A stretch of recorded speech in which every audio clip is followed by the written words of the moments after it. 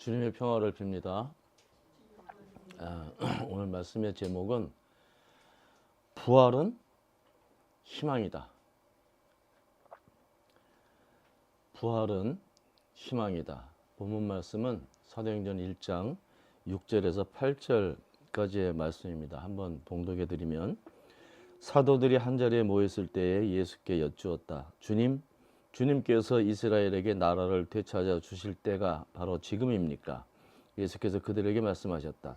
때나 시기는 아버지께서 아버지의 고난으로 정하신 것이니 너희가 알 바가 아니다. 그러나 성령이 너희에게 내리시면 너희는 능력을 받고 예루살렘과 온 유다와 사마리아에서 그리고 마침내 땅 끝에까지 이르러 내 증인이 될 것이다. 여러분들에게 너무 익숙한 말씀. 저는 이 본문으로 제가 설교 시작한 지 너무 오래됐죠, 그죠? 이 부활 메시지를 이렇게 전할 거라고는 생각 못했습니다. 처음입니다. 제가 89년부터 제가 정식으로 설교를 시작했는데, 그 이후로 이 본문을 가지고 부활 메시지를 전할 거라는 생각을 못했습니다. 근데 오늘 하게 됐습니다. 사실은 이 본문은 너무 익숙해서 성령과 능력, 또 뭐 증인, 뭐 이런 내용으로 저희들의 머릿속에 단어들이 박혀 있고, 그리고 이제 예수님하고 제자들 사이에서 마지막으로 나눴던 그런 대화의 내용이기도 하고 그런 겁니다. 전 다른 쪽으로 많이 설교를 했었습니다. 뭐 그리스도의 증인, 뭐 봉사와 증인, 뭐 함께 하신다, 뭐 성령이 오시면, 뭐 그런 내용으로 설교를 많이 했습니다. 오늘은 부활은 생명의 희망이다. 부활주일이 좀 지나긴 했지만, 사실은 우리는 그 부활의 증인들입니다. 그런데 이 부활에 대해서 그렇게 정확하게 이렇게 표현할 수 있는 분들 그렇게 많지 않을 겁니다. 그냥 고난, 십자가의 죽음, 부활 이렇게 이제 공식적으로 외우고 있죠, 그죠? 부활은 이게 어마어마한 메시지입니다, 사실은. 내용상으로 보면 죽는다? 죽지 않는다. 죽는다? 그렇지만 다시 산다. 그런 내용이 있죠. 그 생명의 연속성. 이 성서의 메시지는 생명은 사라지지 않는다입니다. 왜냐하면 하나님께서 생명의 근원이시기 때문에 하나님께서 돌아가시면 생명도 끝나. 근데 하나님께서 살아계시는 한 생명은 사라지지 않습니다. 이건 우리가 대자연에서도 종종 확인되는 거. 그렇죠? 이게 봄에 싹이 나고 자라고 꽃을 피고 열매를 맺고 겨울 오면서 싹 죽어. 1년씩만 사는 그런 식물들도 있어요. 뭐 다른 동물들도 똑같죠. 태어나서 다 죽어. 죽으면은 다 자연으로 돌아가. 사체가 다 분해가 되고. 그 신기한 거는요, 이 자연에 있는 그 원소들, 우리 몸 똑같이 그 원소를 가지고 있어요. 흙에 있는 원소가 똑같이 내 몸에 있다니까요. 그 죽으면 흙으로 분해돼. 그거 없어져.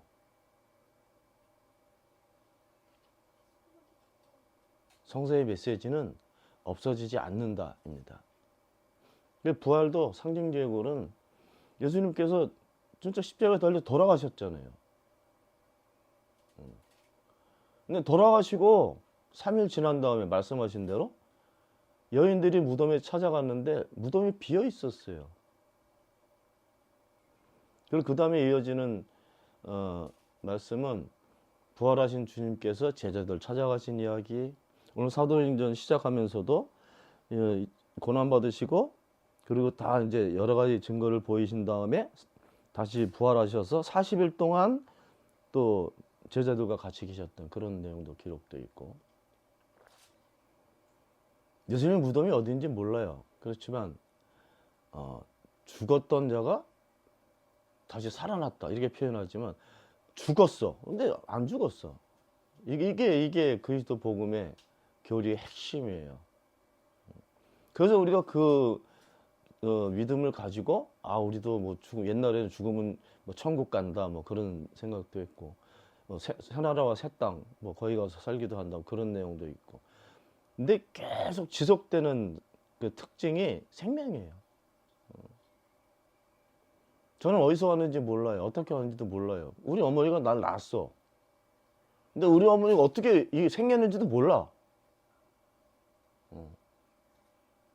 생리학적으로는 뭐 난자하고 정자가 결합돼서 생명체가 된다고 그러지만 그 이전은 어떻게 알아요? 이전 몰라요. 그 죽어. 계속 살아.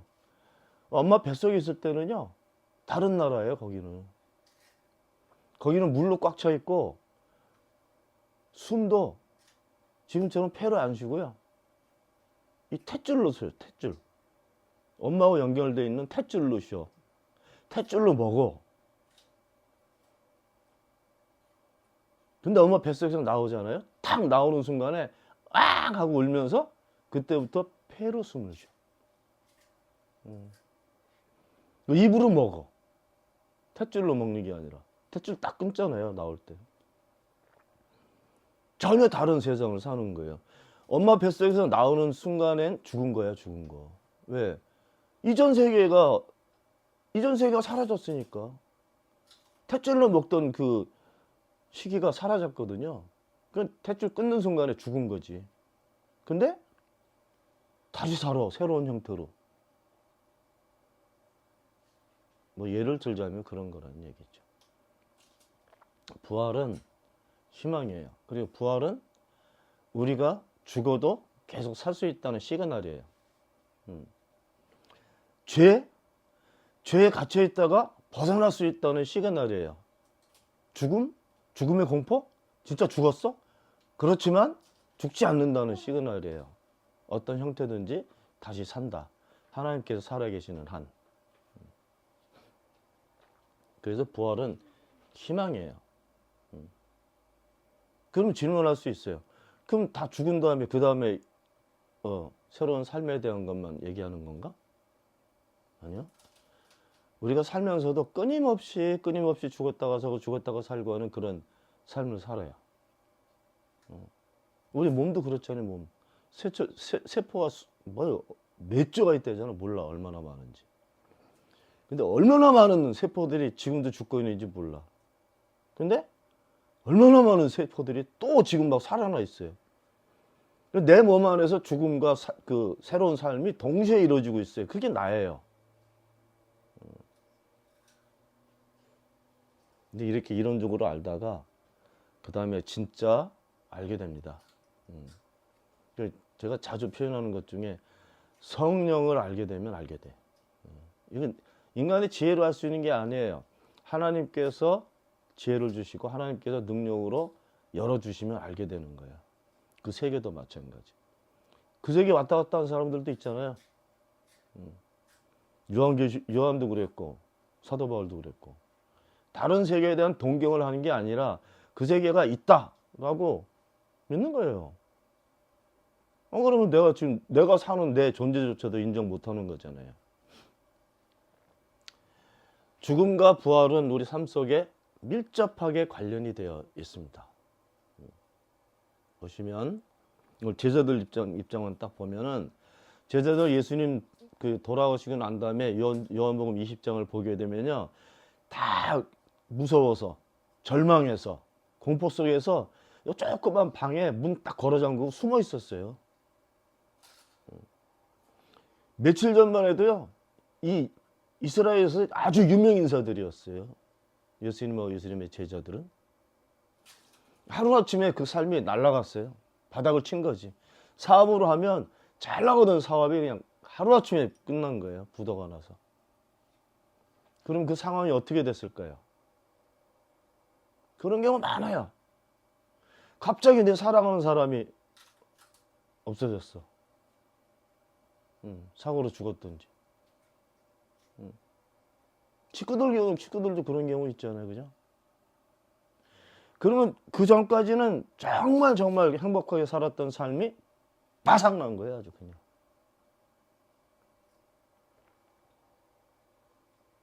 그런 상황. 사람들 일상으로 겪고 있는 공포, 두려움, 절망, 이런 상황에서 예수님이 제자들을 찾아가셨잖아요. 만나셨잖아요. 그러고 난 다음에 제자들이 오늘 사도행전을 보게 되면 예수님 승천하시기 전에 같이 있어요. 같이 있는데 그 제자들의 상황이 특이합니다. 어떤가 하면 바로 며칠 전까지만 해도 이 무서워가지고 잡힐까봐 희망이었던 선생님은 사라졌지. 그런 상황에서 다른 모습이 보입니다. 어떤 모습? 질문이 사도들이 한 자리에 모였을 때 예수께 여쭈었다. 질문했어요. 주님께서 이스라엘에게 나라를 되찾아 주실 때가 바로 지금입니까? 여러분들 이 본문에서 뭘 느끼시나요? 며칠 전까지는 희망이 없었어. 망했거든요. 그리고 이제 잡히면 뭐 감옥 갈 수도 있고 죽을 수도 있고 뭐 이런 상황이 됐거든요. 또 제일 사랑했던 그 선생님은 죽었거든요. 그때는 미래에 대한 희망이 없어요. 절망에 빠지고 충격을 받고 공포심에 빠지면 내일을 생각할 수가 없어요. 그러니까 죽어있는 상태로 있는 거예요. 뭐 삶에 대한 용기나 기대나 이런 걸 갖지 못하는 상황이 되거든요. 끊임없이 짓눌리고 끊임없이 공포심 때문에 아무 활동도 못하고 절망하고 나는 이렇게 되는 거죠. 그런 모습이 죽어가는 모습이든지 죽은 모습입니다. 근데 예수님 만나고 뭔가 기대치를 갖게 됐어. 예전에 가졌던 그 기대감. 야, 이제 우리 이 선생님 이 능력 가지고 같이 하면 진짜 우리나라가 해방될 수 있겠다. 예전에 가졌던 그 희망과 기대를 지금 그대로 가지고 있거든요. 그럼 뭡니까? 부활한 거지. 죽어가는 자리에서 다시 예전처럼 서 있는 거예요. 이게 하나님의 뜻이거든요. 회복. 그죠?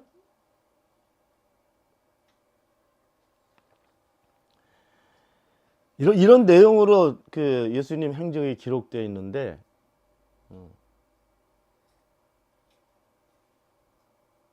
이 기사를 보면서 이렇게 느껴야 돼요.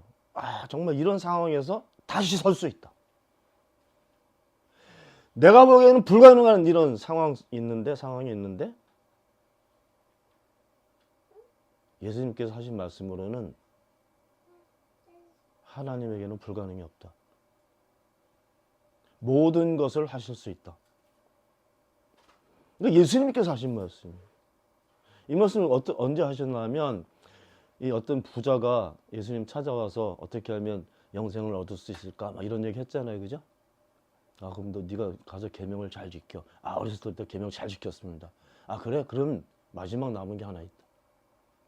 네가 가지고 있는 재산을 팔아서 가난한 사람들에게 나눠줘라. 이 젊은이 어떻게 됐어요? 아주 슬퍼하면서 돌아갔어요. 재산 포기가 안 됐어요. 그때 예수님께서 하신 말씀, 너들 잘 들어. 제자들에게 하신 말씀이에요. 잘 들어. 부자가 하늘나라 들어가는 것은 낙타가 바늘길을 통과하는 것보다 어렵다. 이거 제자들이 어떻게 받아들였어요? 아, 이게 말도 안 돼. 그럼 여기서 하늘나라 갈 수 있는 사람 누가 있을까? 낙타가 바늘구멍을 통과하지 못한다는 생각이 있기 때문에 불가능하다고 생각했어요. 그때 예수님 하신 말씀, 아니 너희들은 불가능하다고 생각하지만 하나님 안에는 불가능이 없어. 하나님은 모든 일을 하실 수 있다.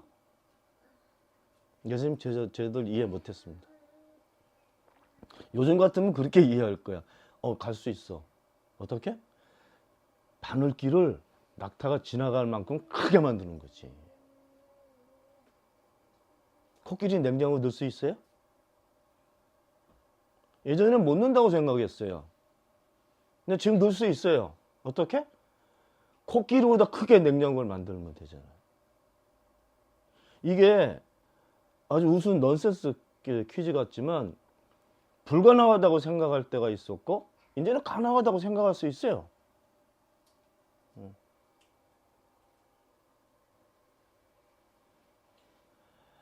부활이 희망인 이유가 있어요. 사도 바울이 정확하게 그 고백을 했는데 이렇게 고백했습니다. 그리스도는 우리의 희망입니다. 왜 그래요? 그리스도가 하나님이니까. 그럼 그 말을 바꾸면 어떻게 됩니까? 하나님은 우리의 희망입니다. 사람들은 못한다고 끙끙대고 있는데 불가능해. 이건 안 돼. 말도 안 돼. 하나님은 다 하실 수 있다. 성서에 기록된 걸 100% 다 못 믿어도 괜찮아요.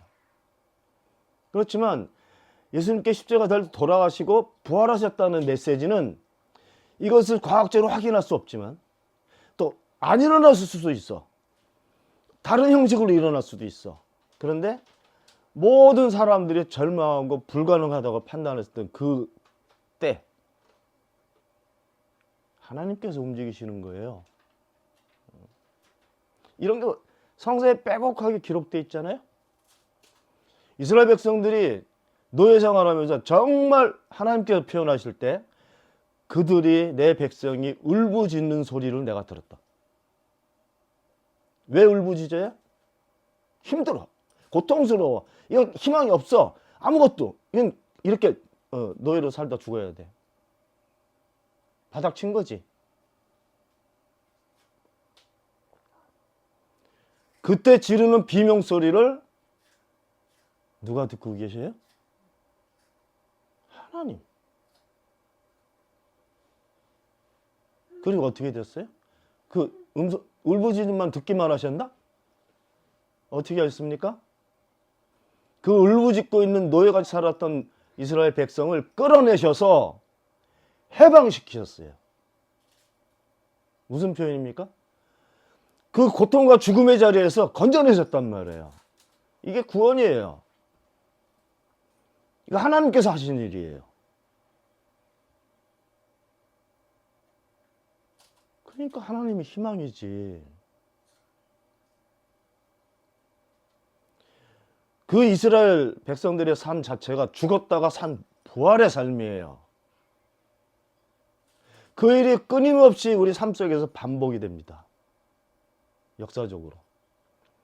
사람들이 다 주저앉을 때 하나님께서 움직이시면 다시 서게 되는 거예요.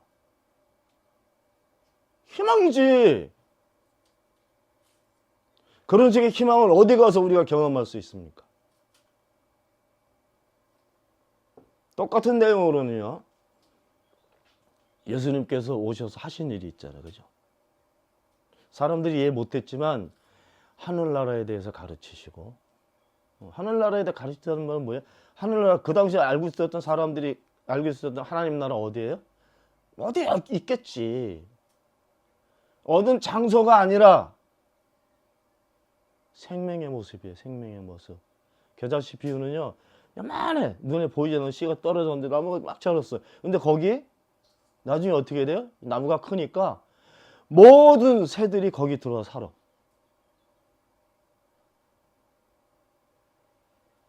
하나님 나라는 생명의 나라예요. 겨자씨가 땅에 떨어졌을 때는 아무도 관심이 없어요. 뭐가 일어난지도 몰라. 이 얼만큼 자라는지, 나중에 뭐가 될지 아무도 몰라요. 그런데 나중에 보니까 거기에 온갖 새들이 들어와서 살고 있어요. 그게 하나님 나라입니다. 그런 걸 가르치신 거예요. 근데 사람들이 알아듣지를 못했어요. 그래서 비유로 가르치셨어요. 좋다는 것도 가르치셨어요. 어떻게? 너 그거 발견하면 네 재산 다 팔아가지고 사야 돼. 밭에 오신 보아. 그죠? 네가 가지고 있는 모든 것보다 가치가 있다. 무엇이? 하나님 나라가. 그런 걸 가르치셨단 말이에요. 그것만 하셨나요? 병든 사람 고치셨죠? 귀신 들린 사람 귀신 쫓아내셨죠? 그렇죠? 그것만 빼고 다 몸 건강한데 마음에 고통이 있는 사람들, 그 고통을 낫게 하셨어요. 그 예수님께서 하신 일이에요. 그 당시에 예수님께서 고치셨던 병자들은 불치병이에요. 다 불치병이에요. 귀신 들린 사람 절대 고치지 못하는 상황이 있었던 경우예요. 근데 귀신을 쫓아내셨어. 그럼 기적이 일어났어. 기적만 일어났나요? 기적의 내용이 뭡니까? 자기가 아니라 남의 힘에 붙잡혀서 살고 있는 비참한 불행한 삶을 살고 있는 사람을 풀어내신 거예요. 귀신한테 잡혀있을 때는 죽어가는 삶이에요. 왜냐하면 귀신의 목적은 사람을 죽이는 거니까. 예수님께서 하신 일은 죽어가는 사람을 귀신으로 쫓아내서 다시 살리신 거예요. 본래 모습대로. 죽어가던 사람이 부활하는 거예요. 이게 희망의 메시지 아닙니까? 어떤 다른 희망이, 더 큰 희망이 있어요?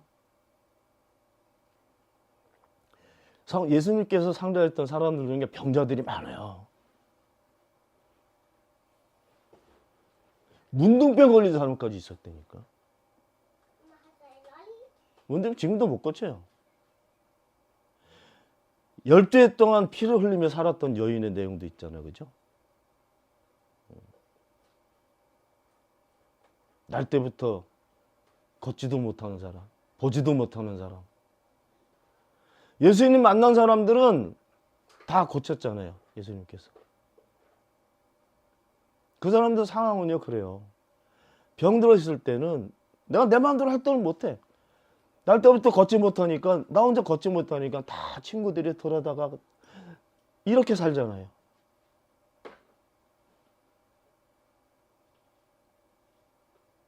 다른 사람들이 누리는 권리를 누리지 못하고 다른 사람이 느끼지 못하는 매우 불편한 상황에서 다른 어떤 소망이나 희망이 아니라 그 고통 속에서 이렇게 살아가는 모습이었다는 거죠.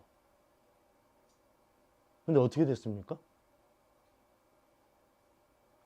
예수님 만나고 나서 그 상황이 바뀌잖아요. 그 병이 치유됐다고 표현하는 거예요. 그러면 그 전 상황은 죽음 같은 상황이에요. 근데 예수님께 드러내신 능력으로 삶이 바뀌었어요. 부활했다니까요.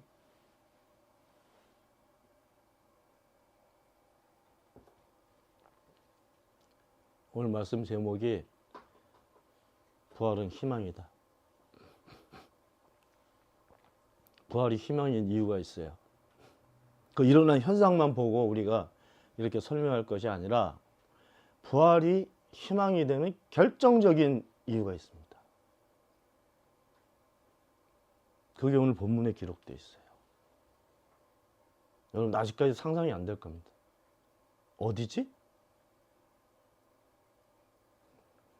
8절.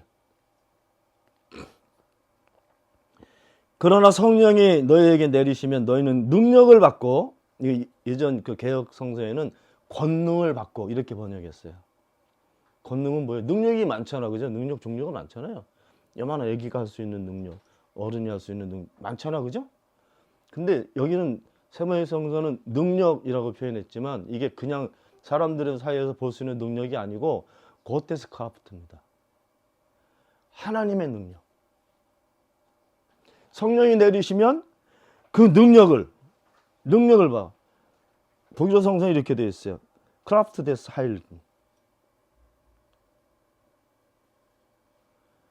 성령이 내리시면 우리가 알지 못하는 능력을 받고 예루살렘과 온 유다와 사마리아에서 그리고 마침내 땅끝에까지 이르러 내 증인이 될 것이다.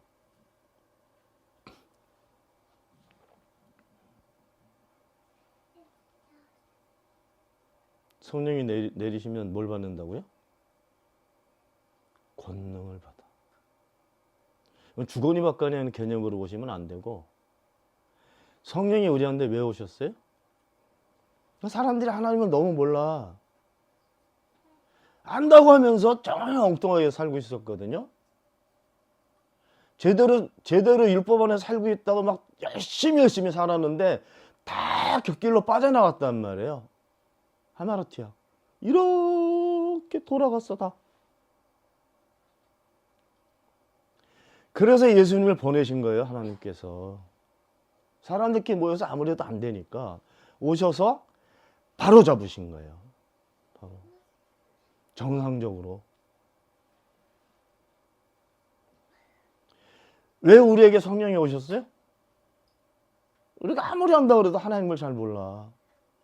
하나님의 뜻이라고 하면서 다 자기들이 만든 계획 가지고 살아요. 그러다가 다 싸우다 상처받고 이렇게 사는 삶을 사니까 성령이 오시면, 성령은 진리의 영이에요.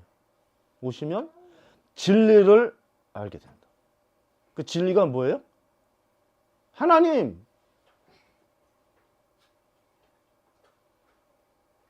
성령을 만나고 나야 비로소 하나님을 알아. 안다는 내용은 하나가 된다는 거예요. 그때는 하나님의 뜻이 내 뜻되고 하나님의 계획이 내 뜻이 되고 하나님의 능력이 내 능력이 되고. 왜 이걸 몰라요? 내가 오늘 사는 거 내가 계획해서 내가 에너지를 모아서 내가 사는 게 아니에요. 내가 살아있는 것은 아주 정확한 표징입니다. 그것은 하나님께서 나와 같이 계신다. 내가 하나님 계획 안에 있다. 하나님 뜻 안에 내가 있다. 하나님께서 내 안에 계신다. 하나님 그런 방식으로 사람과 같이 계셔요. 예수님께 십자가에 달리셨을 때 기도하시잖아요. 그죠? 고통 속에. 왜 나를 버리셨냐고. 나중에는 내 영혼 주님께 맡깁니다. 그럼 그 예수님 달려 있을 때 하나님 어디 계셨어요? 하나님 어디나 다 계신다며. 하늘에서 이렇게 내려다보고 계셨습니까? 그 아는 분 있어요? 어떤 신학자가 이렇게 얘기했어요. 그때 하나님은 아들하고 십자가에 같이 달려 있었다.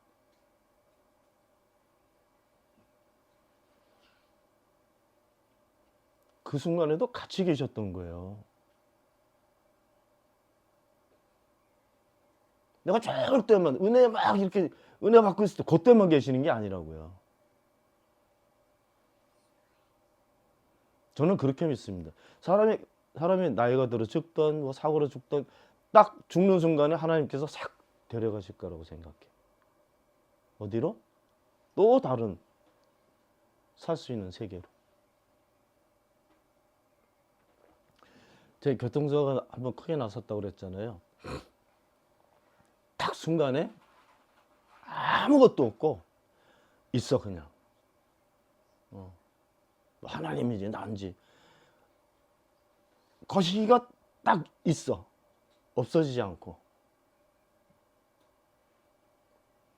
억울하게 죽었던, 사고로 죽었던, 나이가 들어서 죽었던 모든 죽는 순간에 하나님께서는 그 생명체를 하나님의 나라로 데리고 가시는 거예요.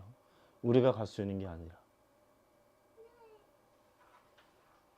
언제나 같이 계시는 거예요. 우리가 살아있을 때도, 죽어서도, 죽을 때도. 하나님의 계획은 우리가 죽는 게 아니에요. 죽어가고 있어도 다시 회복돼야 되고, 죽었어도 다른 삶을 살아야 되고. 끊임없이 죽음과 부활이 우리 삶 속에 계속 반복돼서 일어나고 있어요. 역사적으로도 그렇고 똑같습니다. 그러니까 죽음만이 아니고 부활이 있다는 거예요. 절망만 있는 게 아니라 새 희망이 있다는 거예요. 고통과 아픔만 있는 것이 아니라 그것이 사라지는 세계가 또 있다는 거예요. 어떻게? 예수님께서 하신 말씀. 성령이 내리시고 능력을 받게 되면 너희는 내 증인이 될 거다. 여기서 증인은 뭐예요? 선교사들은 그렇게 생각할 거예요. 아, 내가 복음 전하는 증인, 복음의 증인. 그런 소리 이제 접어야 돼요. 어쩌면 개소리인지도 몰라요. 삶이 아니라 말만 하는 거. 여기서 예수님께 하신 말씀, 내 증인은요, 하나님의 능력의 증인이에요. 하나님의 능력. 어떻게 절망된 데서 이렇게 희망을 갖게 돼요? 하나님의 능력이 중간에 개입하셨잖아요. 예수님께서 오셔서 숨을 내쉬면서 너에게 평화가 있기를. 그죠? 예수님께서 환자들한테 손 대시고 기도하니까 그 능력이 그 환자의 불합리하고 불의한 모습들을 걷어내시는 거잖아요.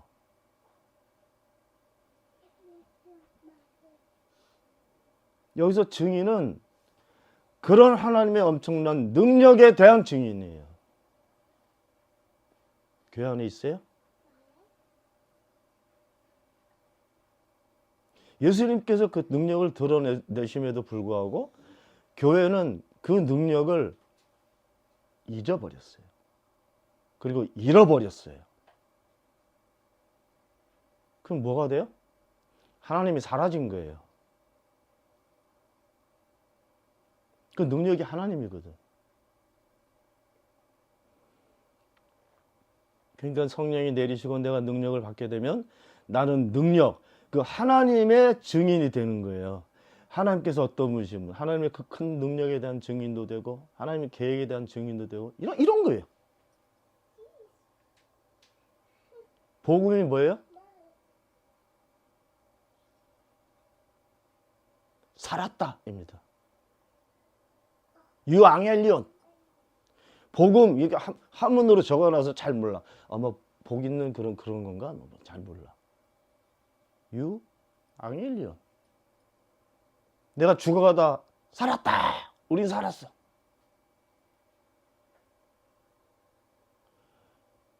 그 외침이 증언이에요. 그렇게 살게 된 것은 하나님의 계획과 능력이 우리에게 닿게 되면 그런 일이 벌어지는 겁니다. 부활은 희망이에요. 부활은 하나님의 계획과 능력이 이 땅에 닿아서 일어난 사건입니다. 사건의 내용은 죽었던 자가 다시 살았어.